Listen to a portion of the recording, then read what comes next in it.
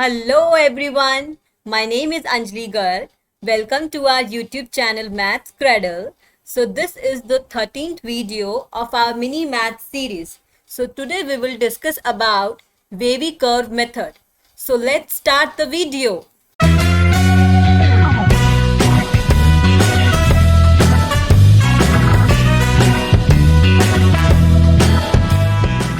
So आज की class में हम लोग पढ़ेंगे वेवी कर्व मेथड के बारे में। ठीक है, अब जब हम लोग इनइक्वालिटीज को सॉल्व करते हैं ना तो वेवी कर्व मेथड बहुत ज़्यादा यूज होता है। ठीक है, तो इस क्लास का जो इम्पोर्टेंस है वो हमको नेक्स्ट वीडियो में पता चलेगा जब हम लोग इनइक्वालिटीज सॉल्व करेंगे। ठीक है, तो अभी हम इसको एक एग्जाम्पल से लेके समझते हैं कि अगर हमारे पास कोई भी इनइक्वालिटी है, suppose x-2 divided by x-1 greater than 0। ठीक है, अभी मुझे इसको सॉल्व करना है। That means we have to calculate the values of x such that this whole function is greater than 0, right? So wavy curve method लगाने के लिए सबसे पहले मुझे क्या करना है, फंक्शन को स्टैंडर्ड फॉर्म में कन्वर्ट करना है। अब स्टैंडर्ड फॉर्म मतलब क्या होता है कि function like any term which is written on the numerator and the denominator should be in the form of x minus some constant a. Okay, it should be in the form of x minus a. That means the coefficient of the x should be 1. Okay, and अगर coefficient मेरे पास x का 1 नहीं होता, suppose अगर ये suppose 4x minus 3 है, ठीक है, तो पहले मुझे क्या करना पड़ेगा, इसको कोफिशिएंट को 1 बनाना पड़ेगा। That means we have to take out 4 common from this bracket, so this will be 4 times of x minus 3 by 4. Okay, so now our given function is already in the standard form. Okay, so next what we have to do, first we have to find the critical points of these functions. Critical points as in the points where the numerator and denominator of the function is 0. Okay, so the points where denominator and numerator is 0 are points x is equals to 1 and x is equals to 2. So these are the critical points of the function. So plot these numbers on number line, that is 1 and this is 2. तो अभी मुझे क्या करना है, जब भी मेरे पास standard form में इनइक्वालिटी होती है तो अभी मुझे बिना कुछ सोचे समझे मुझे क्या करना है, अब मुझे ये देखना है कि अब मेरे पास स्टैंडर्ड फॉर्म में इनइक्वालिटी आ गई, बिना कुछ सोचे समझे पहला साइन लगा दो पॉजिटिव का। ठीक है, अब मेरे को ऑल्टरनेटिवली साइन को चेंज कर देना है।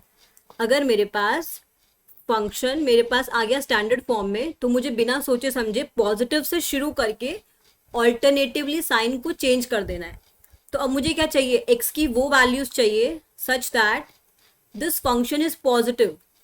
That means the value of this function should be positive. So the interval should be minus infinity to 1 and 2 to infinity. So here x belongs to minus infinity to 1 union 2 to infinity. Okay. So by using wavy curve method we can easily solve the inequality. Okay. Now let us take another example. Now this time our function is x minus 2 whole square into x minus 3 whole cube divided by 1 minus x less than 0. Okay, so in this inequality first we have to check whether our function is in standard form or not. ठीक, तो पहले check करना है कि function standard form में है कि नहीं। अब हमने देखा न्यूमरेटर में, so numerator is already in the standard form. Okay, we do not need to change anything here. So next consider denominator. So is denominator is in the standard form?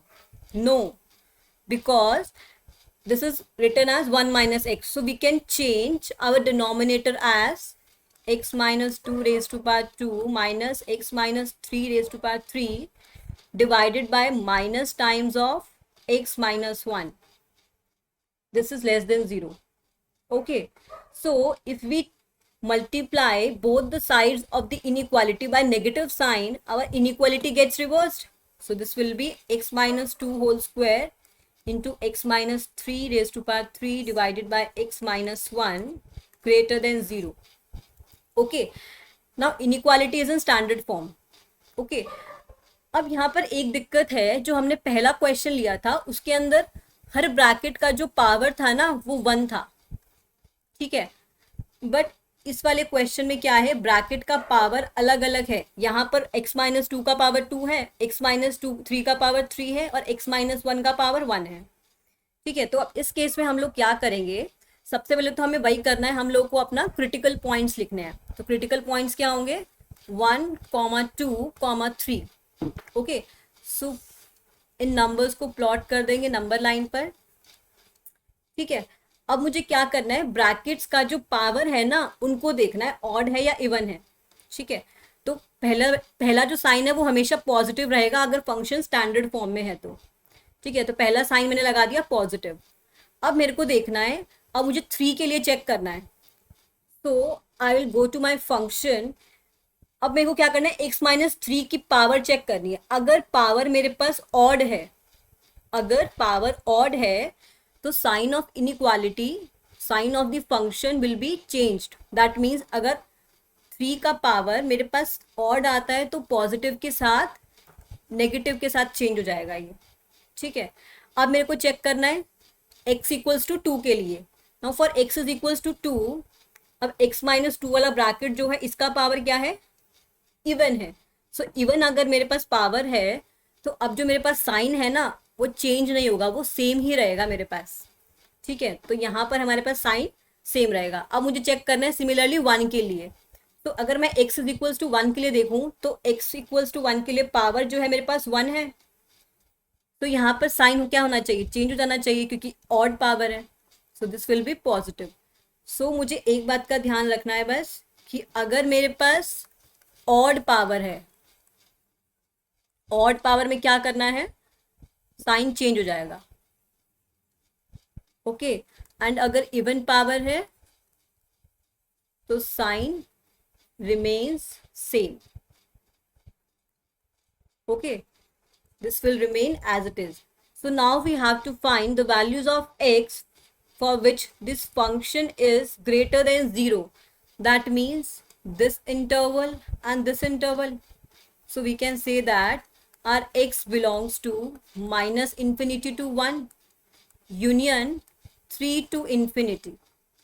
Okay, so these are the required values of x for this given inequality.